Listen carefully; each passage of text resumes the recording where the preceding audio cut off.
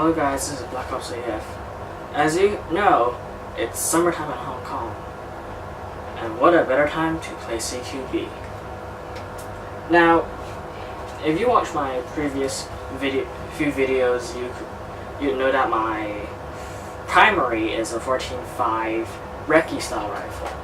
And that doesn't really lean well to the Hong Kong CQB environment with really tight corners and a rather speed-soft approach to this style of play. So I built another upper receiver for my rifle. This is the 10.5 CQB receiver.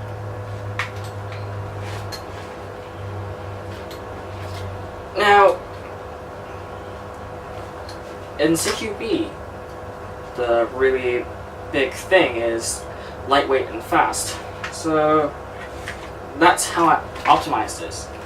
This is a polymer keynote rail I got from CA KM10. Yeah, it's KM10.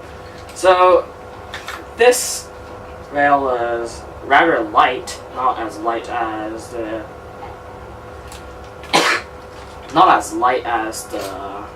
Ares Oct Arms Keymont rail, but still pretty light. And yeah, that's really one of the only handguards I had on me that's this short.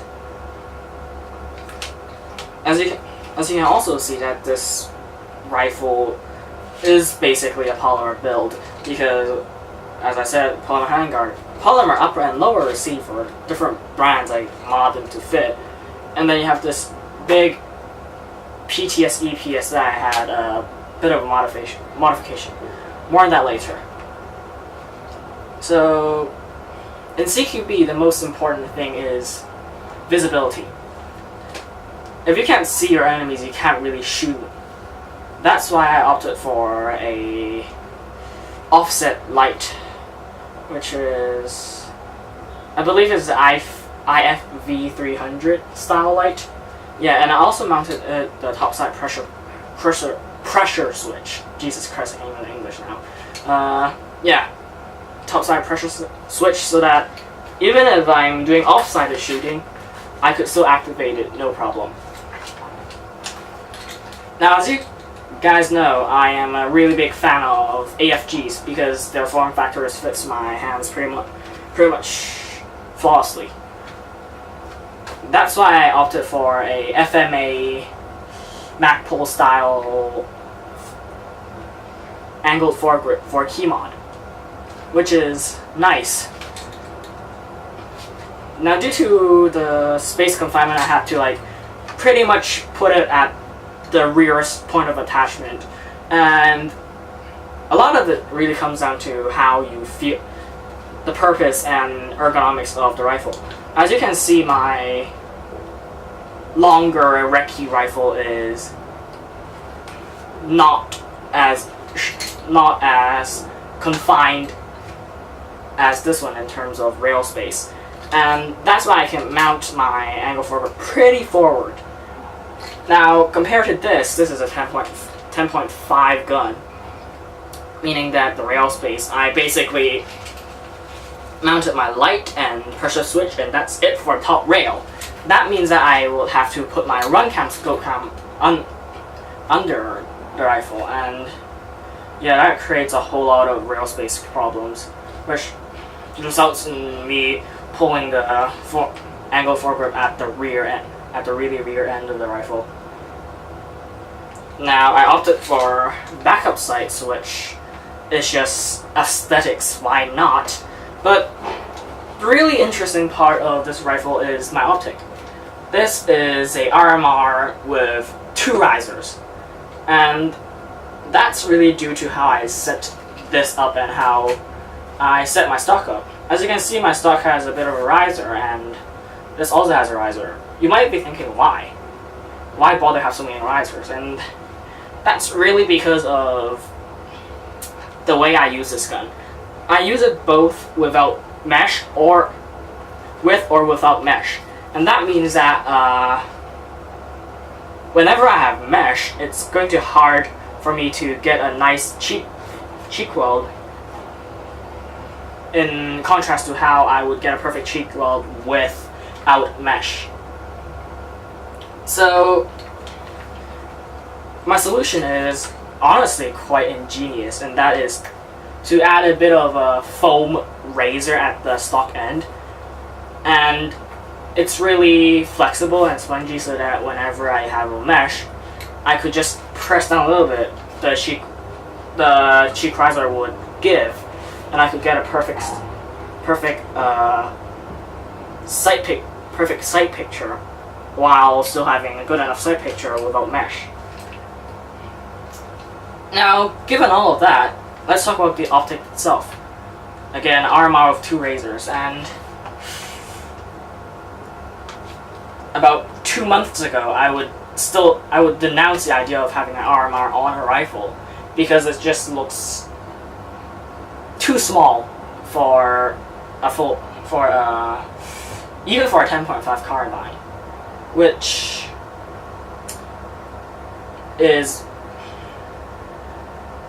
looks weird on itself and should feel weird even for a sight picture because you have such a small window. It's going to feel pretty confining. But now, once I start to use this setup, I actually realize that it's pretty damn sweet. Because there are 2 things with an RMR on a rifle. First thing, it's damn light. This setup is most definitely lighter than my other setup, which is an MRO on a 12-inch 3-gun rifle. Yeah, it's really light. The second thing is that it's really small. This comes in really handy whenever you have to short stock the damn thing. Jesus Christ, can I record in peace?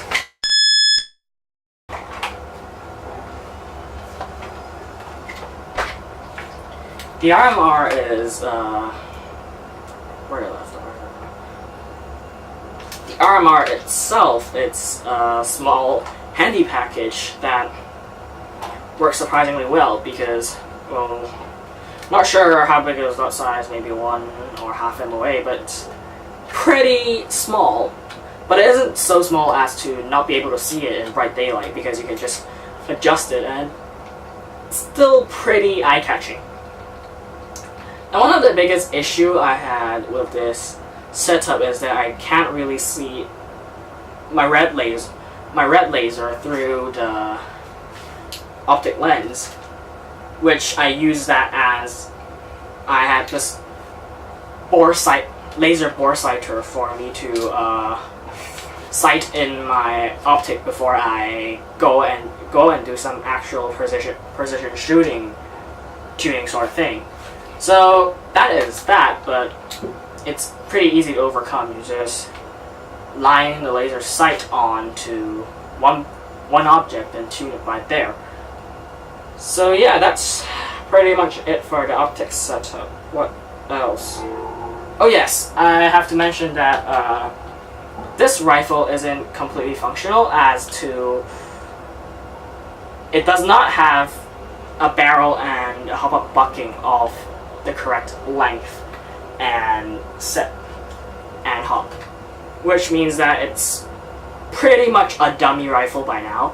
But the gearbox, again, it's the same lower receiver as my 14.5 recce rifle, so the gearbox works fine. It's basically a 13.1 SSG with an M120. And because of how I could set up for dual creep, I could get a 1.45 dual on that rifle of 3s, and probably get a 1.2 to 1 dual with this length with 2s. So yeah, that's pretty much it. Again, this is just a proof of concept of my rifle build. Hopefully, could make a few more videos on it, and even show you my whole CQB loadout once my cameras and stuff arrive. So yeah, this is Black Ops AF. And this is a proof of concept.